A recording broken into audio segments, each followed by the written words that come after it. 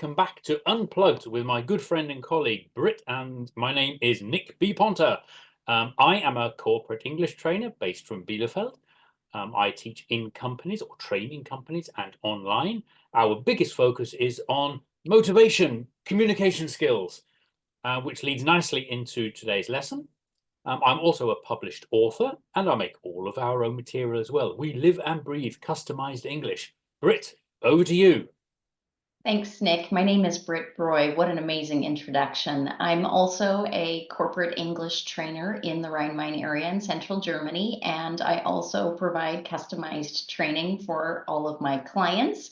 I'm also an adjunct lecturer at the University of Applied Sciences in Mainz. Yes, well, this is our third Unplugged segment or episode, and we've had some really great feedback from our previous episodes. The last episode that we did were to provide strategies and ideas for how people could learn English in their everyday lives. We provided some really, really great ideas, I think, and we've got a lot of great feedback. So what are we going to be talking about today, Nick? Today is what I believe one of the most difficult subjects for us trainers to broach in a lesson: pronunciation. It's a very, very difficult subject because who's to say who's right and who's wrong? So I believe it's a difficult subject not only for us as trainers, it's also difficult for our students, especially when they come from different regions, different countries. And as we all know, English is just so unphonetic, really unphonetic. So, Britt, do you actually train pronunciation in your lessons? It's a great question, Nick, and I think you have introduced the subject brilliantly.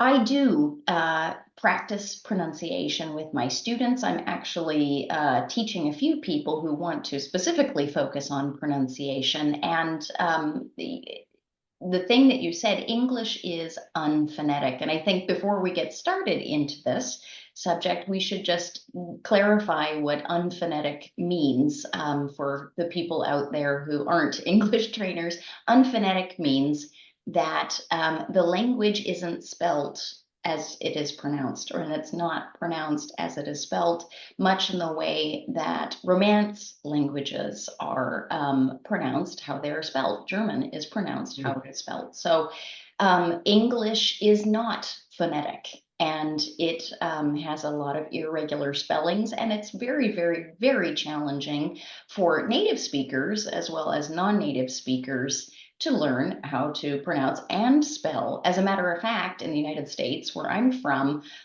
maybe some of our listeners or viewers have seen some of the Hollywood movies that focus on spelling bees, which are these contests which are held for primary age schoolers or pupils, where they have to stand in front of a big group of people and they're given a word and they have to spell it correctly. And that indicates that in English, we have to memorize spelling because we do not speak the way the word is spelled. So it's a very, very challenging subject, and I'm really excited to dive into it with you today. Me too. Thank you very much for that. And let's get going.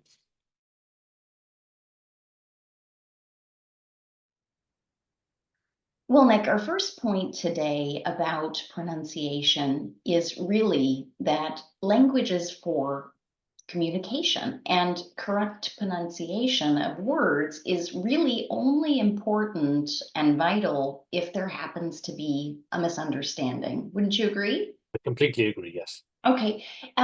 Could you give us an example of that?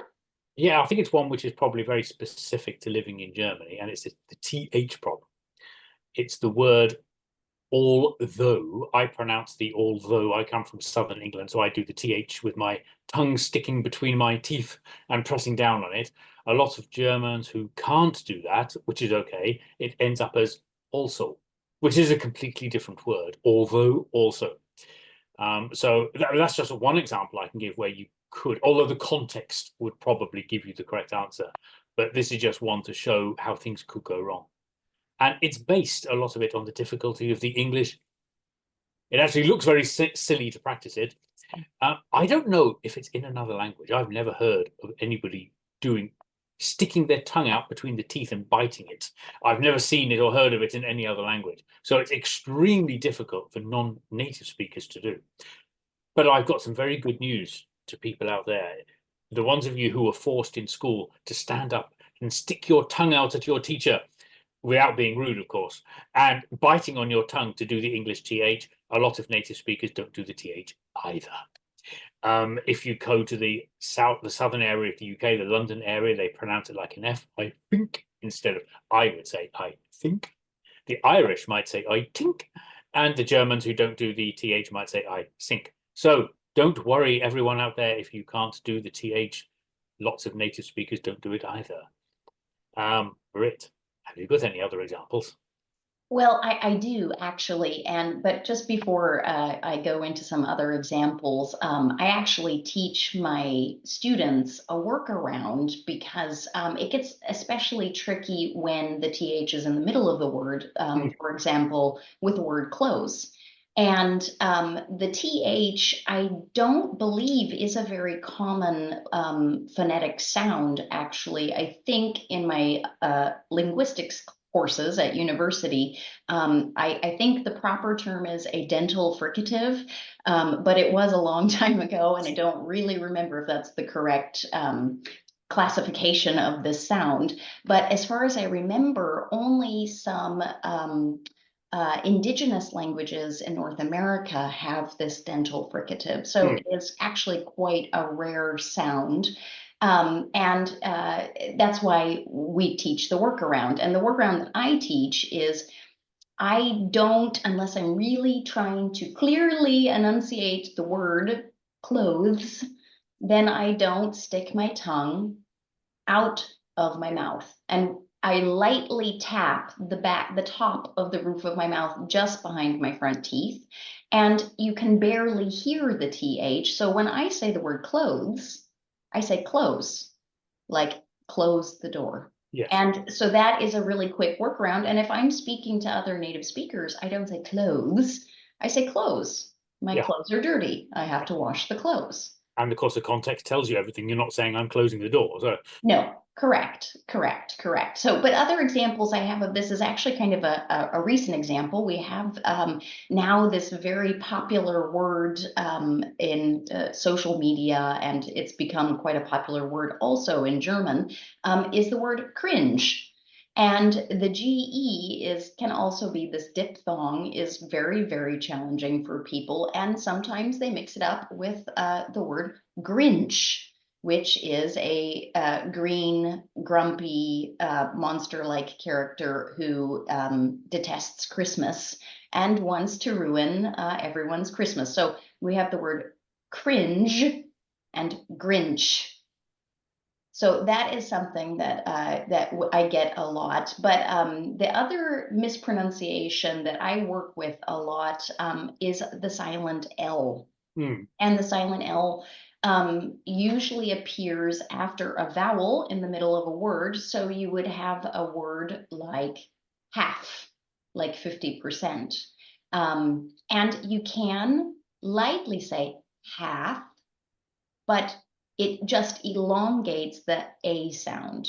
So the vowel then becomes a bit longer. Another example would be the word salmon. Again, no one pronounces the L. So the other thing also that we work with is the intonation of nouns that are spelled the same way as a similar verb. So you would have the noun record, like these big black discs that we used to use to listen music on. They've made a comeback in recent years, and I hope they do because the sound quality is lovely. But when we use this word as a verb, the intonation is different. It's to record. So the emphasis or the stress is on the first syllable in the verb. So these are the kind of things that I teach in my lessons. And, you know, I try not to spend too much time, and maybe you would agree, I try not to spend too much time practicing pronunciation because for some people with very, very strong accents, it can be completely demotivating. And Yeah. that is the opposite of what our goal is in our language training. And of So, course, it doesn't lead to what you're talking about here. It doesn't lead to misunderstandings if the people say salmon instead of salmon. It's not the end of the world.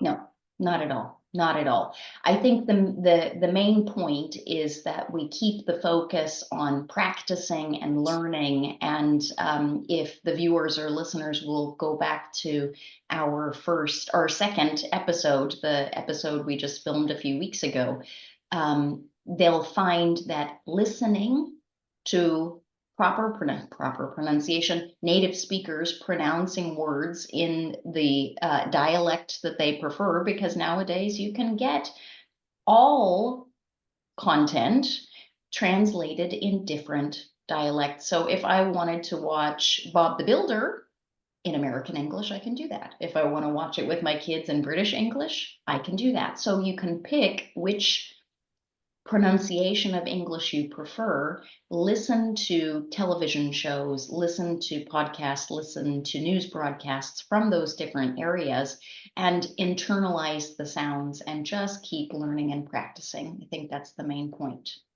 Completely agreed.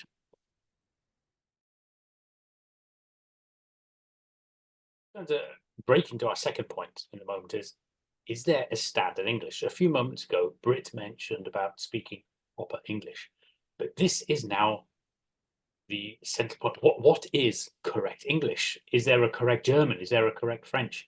There is a standard taught in schools. I believe this is an extremely difficult subject to identify, and I don't think there really is a correct answer. And we did mention that language is for communication, and we're here to try to motivate people. So I personally don't believe that there is a standard. However, on the other side of it, when you're teaching in schools, you can't just let people teach what they want. There has to be some sort of standard of how things are done. I think by default, it's usually considered British English, or Southern British English is generally taught in schools around the world. But we're going to come on and listen to that in a minute. But Britt, maybe you could say a little bit about the different type of variants of English, as obviously English doesn't belong to the English anymore.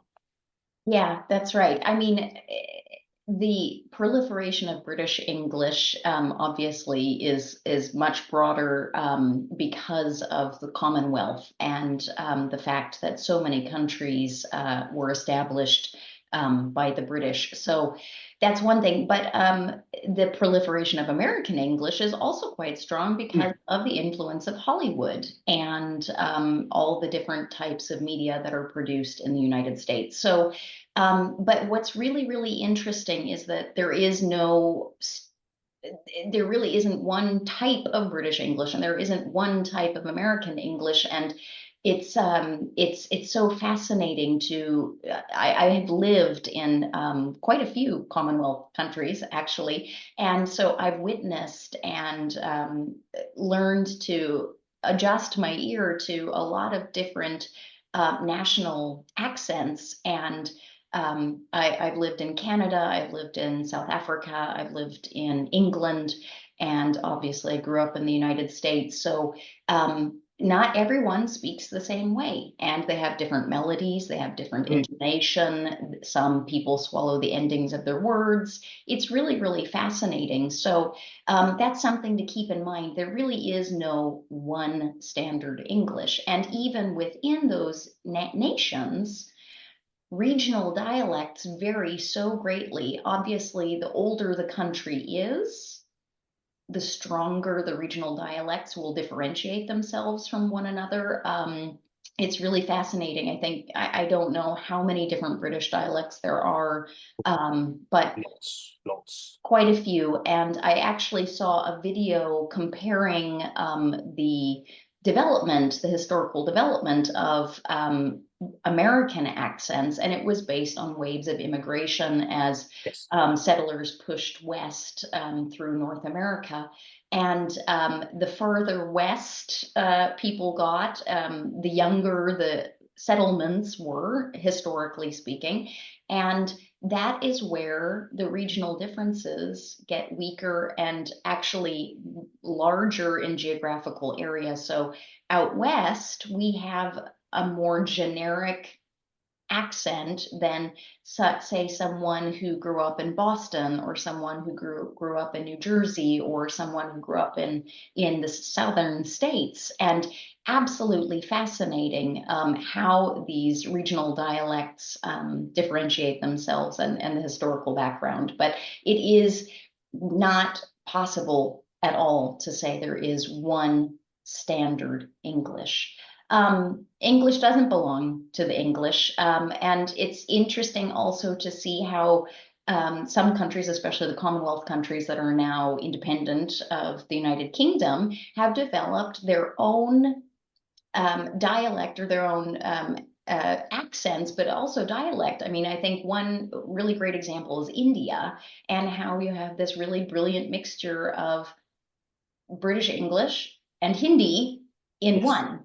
And it's absolutely fascinating how English is then appropriated by certain countries and made into their own. And we see it in almost every Western country that has some access to media.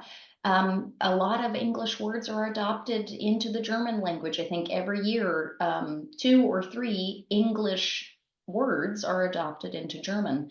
And I know that other countries have the same phenomenon. So language evolves over time, and you can't say that a language belongs solely to one nation or one No, not group at of all. Yeah. people. Mm.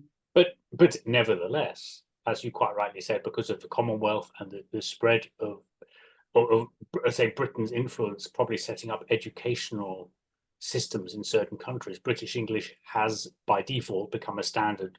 I wouldn't say globally, but in a lot of countries where it's taught as a standard, which has advantages and disadvantages.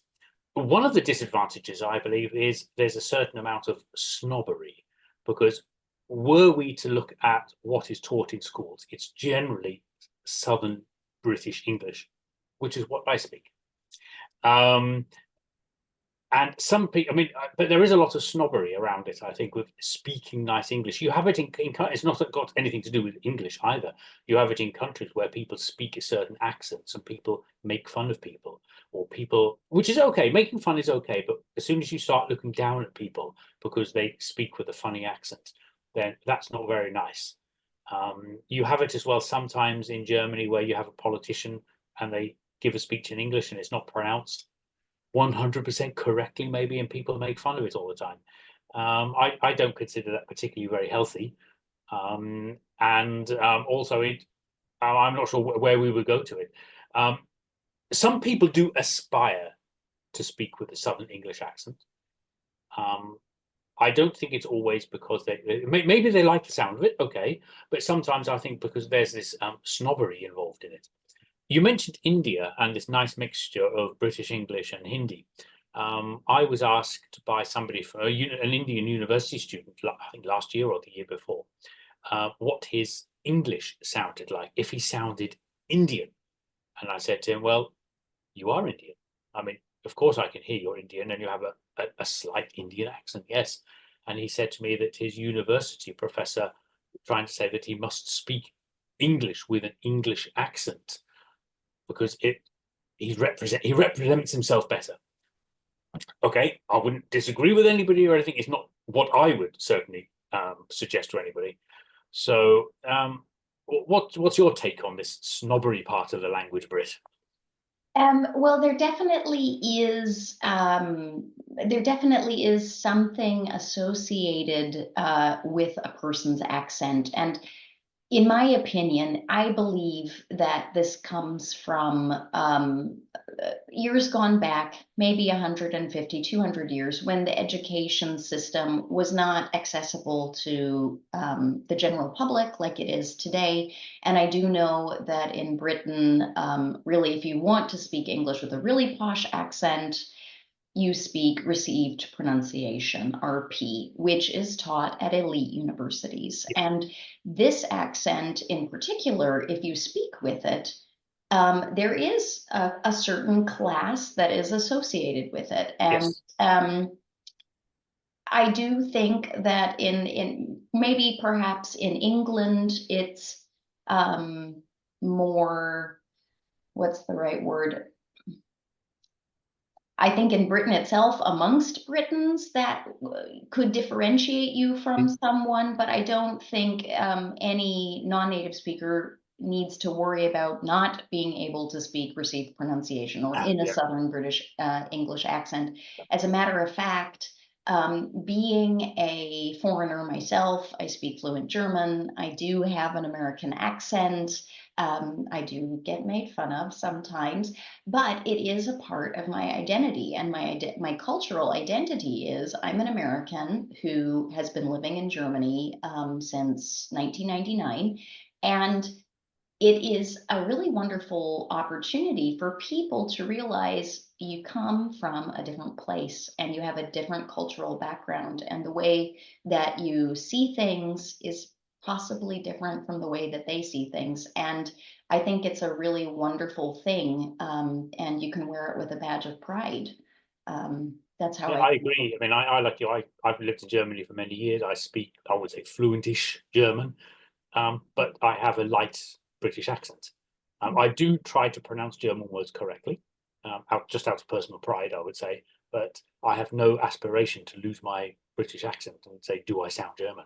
Because I'm British, and it's my cultural identity, and it's the way I speak. Correct. Yeah, and it's charming. Most people find it very, very, very charming, and most people are absolutely thrilled that you or that a person would go to such great lengths to speak their language fluently. And it is incredibly difficult for us as native English speakers to pronounce certain consonants in German, like the guttural R is very, very difficult for us. Mhm. I can do it. I can do it too in some words, Yeah, but in other words, yeah, that isn't the R that isn't guttural is still very difficult for me to pronounce, and that's where the kaugummi or the chewing gum English comes in, yeah. and that's fine for me. But I think it is very difficult to change an accent completely unless you are an absolutely gifted language learner. It's very, very difficult to speak without an accent at all. And I think it's a waste of time and energy to completely focus on that. Yes, I mean, you we have should to make, remember that we're language trainers in companies, and the people we train are not living in a native speaker country. So if people wanted or had the aspiration to speak with a better accent, they would probably have to immerse themselves in a culture where English is around them. And that's not our field of business. no, not at all. But learners can compensate if they can't travel and spend Yeah. an extended period of time in the country where that language is spoken. They can use media to immerse themselves in the sound of the language, and I think that that is probably just as important as actually actively practicing correct pronunciation is hearing the correct pronunciation. Exactly.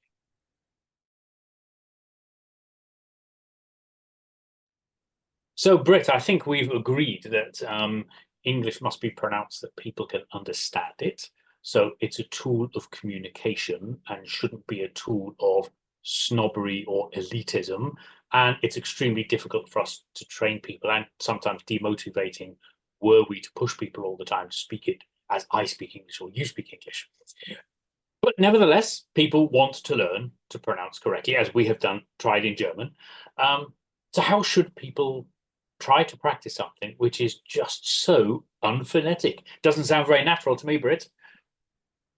No, it isn't. And there are some really tricky, sticky words that have to be practiced individually because unfortunately they're written very similarly and they have incredibly different pronunciations, which is the perfect illustration of the fact that English isn't phonetic.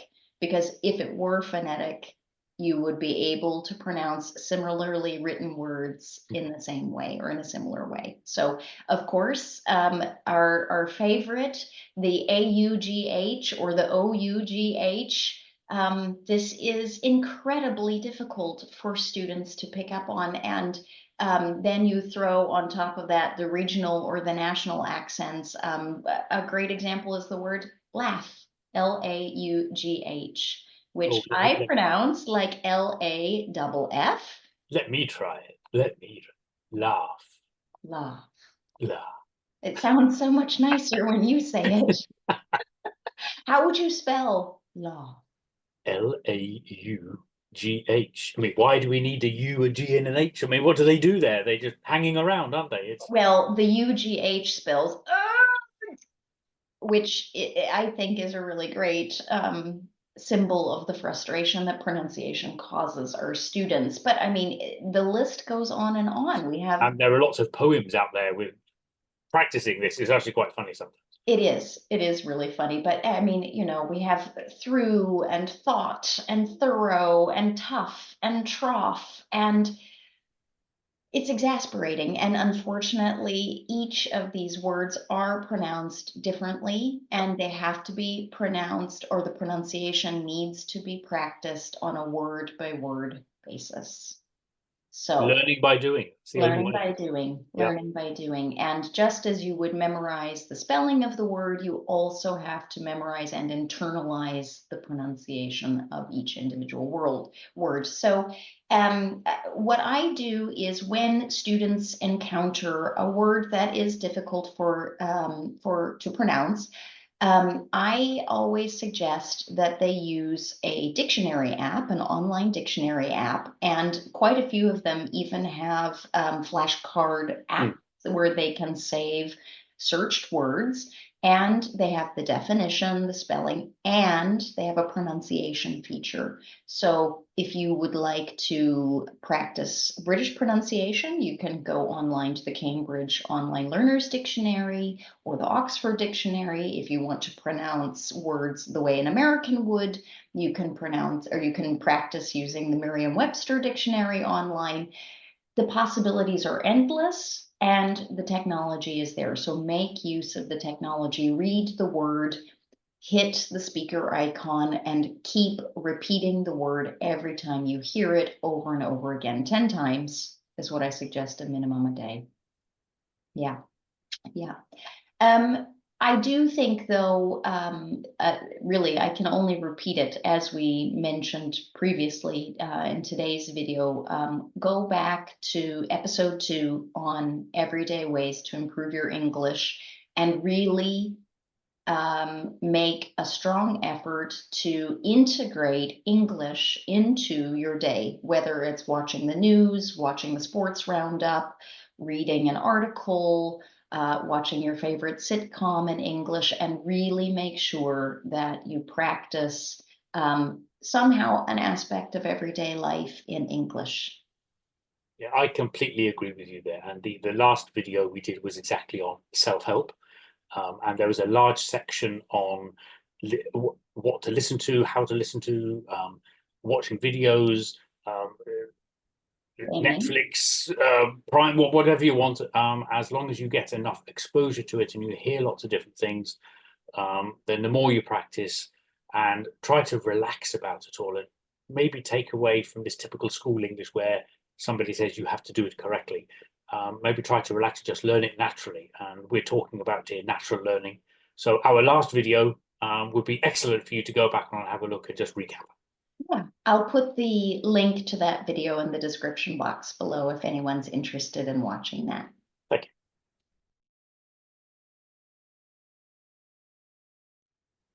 you. Okay, Nick, so let's finish off our talk for today. We spoke today about accuracy in pronunciation and the need to focus really on communication and only focus on pronunciation unless there's some kind of misunderstanding. That's when you should focus on pronunciation. We talked a lot about our last video, obviously, and all the great tips we provided in that episode, but we've got another episode in the works. What's our topic going to be? It is, again, this lovely word communication, but this one, accuracy versus communication. In other words, correct grammar versus achieving a task, even if there are mistakes.